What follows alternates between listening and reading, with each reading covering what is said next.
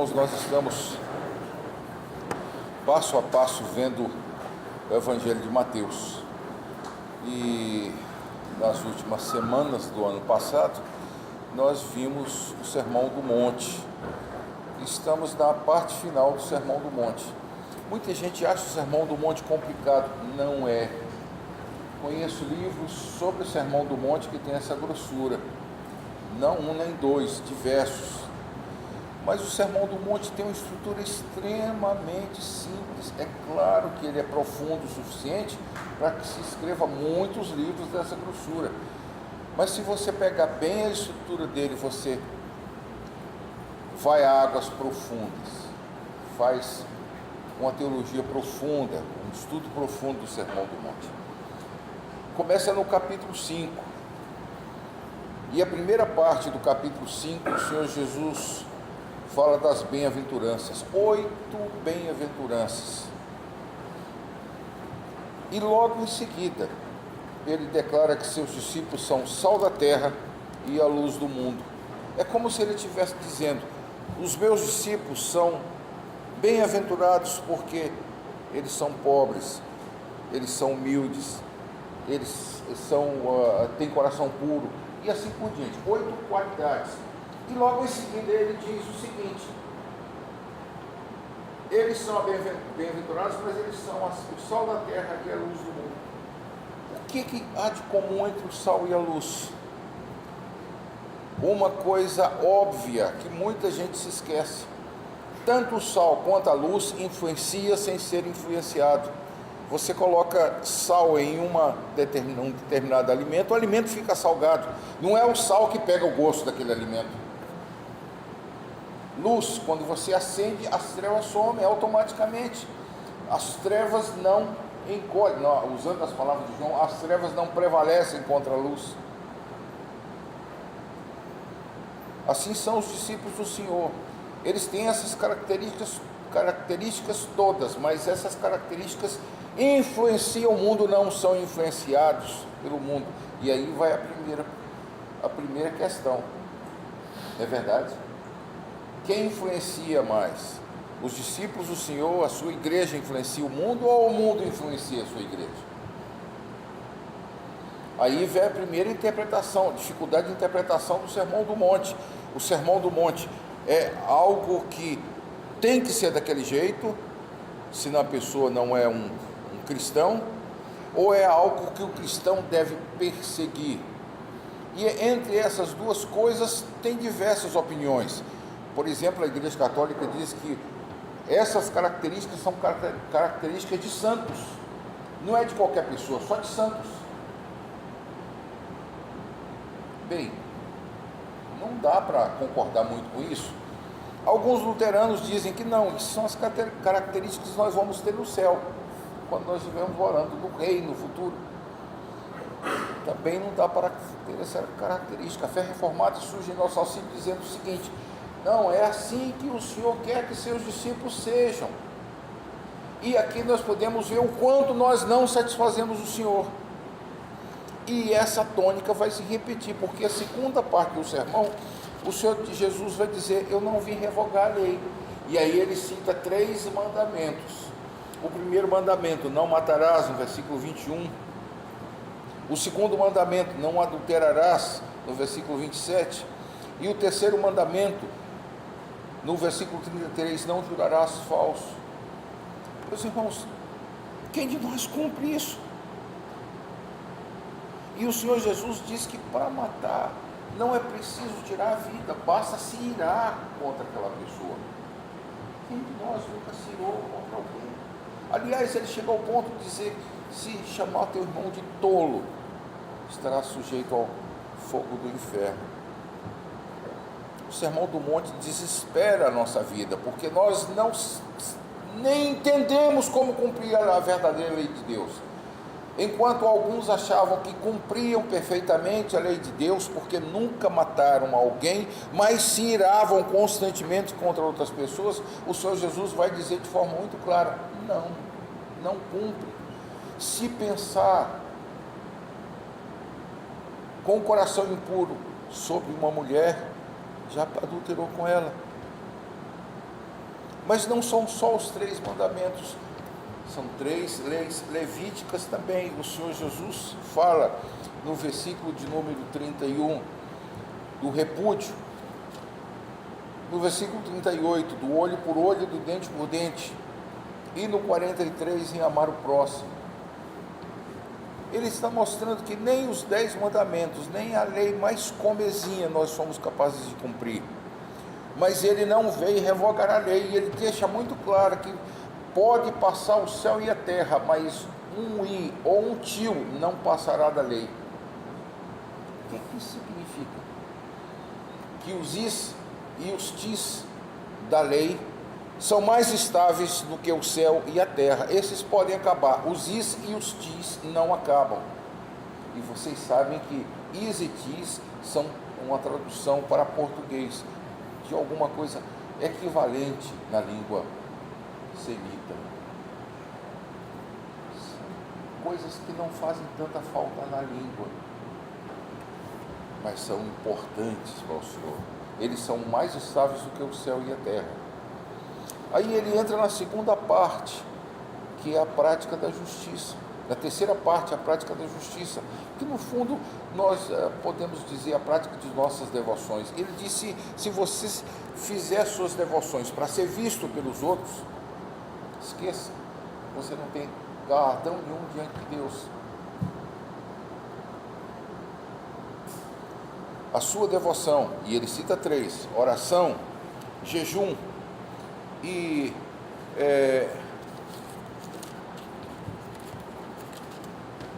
esmola, oração e jejum, essas 3 só têm valor se forem feitas diante de Deus e em segredo. Ah, mas então nós não podemos orar publicamente. Não é isso que está em questão. É você usar a oração para dizer que você é uma pessoa santa, tentar se promover às custas de mostrar uma santidade que você não tem. A única coisa que você vai conseguir é se promover, ser visto pelos homens. Vocês se lembram que eu falei da importância das devoções diante do Senhor? Elas são tão importantes que se houvesse 10 pessoas devotas em Sodoma, Sodoma não teria sido destruída. Mas nem isso havia.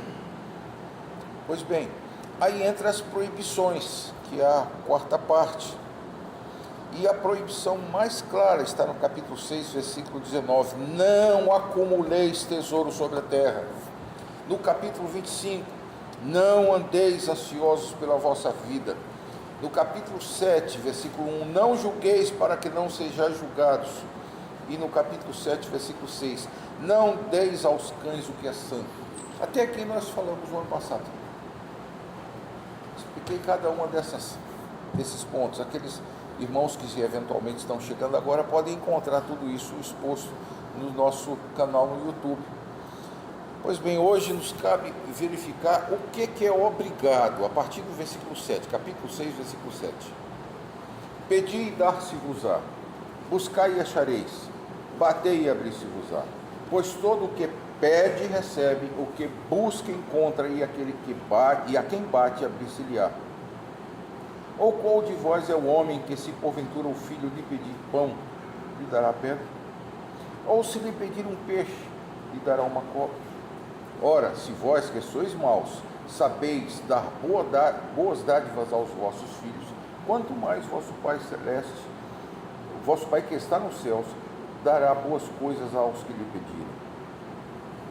Tudo quanto, pois, quereis que os homens vos façam, assim também fazei-o vós também a eles, porque esta é a lei e os profetas. Entrai pela porta estreita, larga é a porta, e espaçoso o caminho que conduz à perdição, e são muitos que entram por ela. Porque estreita é a porta, e apertado o caminho que conduz à vida, e são poucos os que acertam com ela. Acautelai-vos dos falsos profetas, que se vos apresentam disfarçados em ovelhas, mas por dentro são lobos roubadores. Pelos seus frutos os conhecereis. Colhem-se porventura uvas dos espinheiros, ou figos dos abrolhos? Assim toda árvore boa produz bons frutos, porém árvore má produz frutos maus.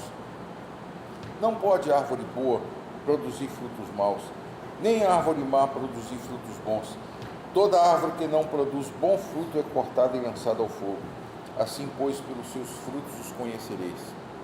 Nem todo que me diz Senhor, Senhor, entrará no reino do céu, mas aquele que faz a vontade de meu Pai que está no céu. Muitos naquele dia hão de dizer: Senhor, Senhor, porventura não temos nós profetizado em teu nome?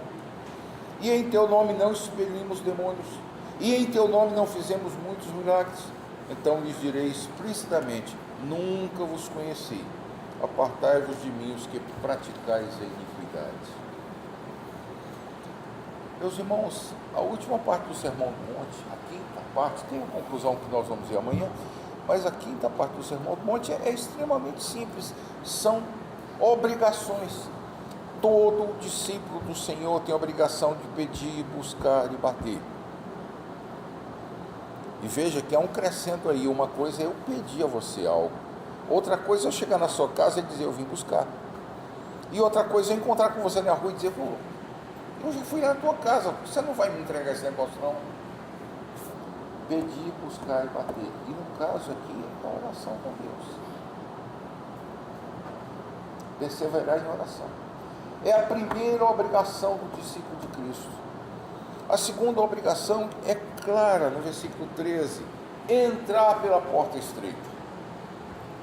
Você pode dar 1000 interpretações ao que significa a porta estreita, mas eu posso resumir todas em uma coisa: é fazer aquilo que mais contraria você, é assumir o caminho mais difícil, é fazer a vontade do Pai. Espaçosa e larga é a entrada que conduz à perdição. E a terceira obrigação, acautelar-se dos falsos profetas. Repare, irmãos, não é um conselho, é uma obrigação, acautelar-se dos falsos profetas. Mas como é que nós saberemos quem são os falsos profetas? Tem três características. Primeiro, eles se apresentam disfarçados em ovelhas, mas são lobos. Segunda, são árvores más. Você, ao ver o fruto do falso profeta, você descobre que árvore é ele, é pelo fruto que você conhece a árvore. Repare, o Senhor Jesus compara o falso profeta primeiro com o animal, depois com a árvore. E finalmente, uma característica imperativa. Repare no versículo de número 21, aliás 22. Muitos naquele dia significa o último dia, o dia do juízo. Muitos naquele dia hão de dizer-me: Senhor, Senhor, porventura nós não temos profetizado em teu nome, em teu nome não expelimos demônios, e em teu nome não fizemos muitos milagres? Irmãos, três coisas que parece que foram escritas hoje. Qual é a marca dos falsos profetas de hoje? Não são exatamente isso? Profecias, expulsão de demônios e milagres. Se alguém tenta dizer que é cristão apresentando uma dessas três características, desconfie. Está mais próximo de ser um falso profeta. E não é uma sugestão, é uma obrigação de você se afastar, se acautelar dele.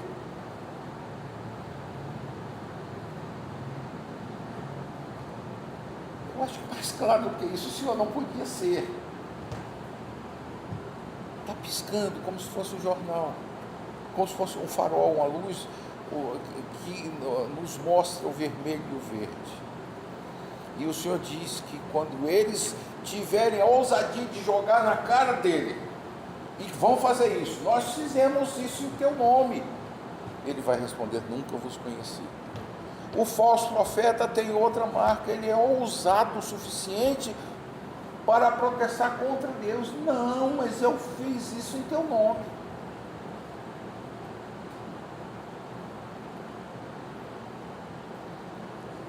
Meus irmãos, nós tomamos todo o tempo hoje na exposição do texto e não sobrou muito para nós orarmos.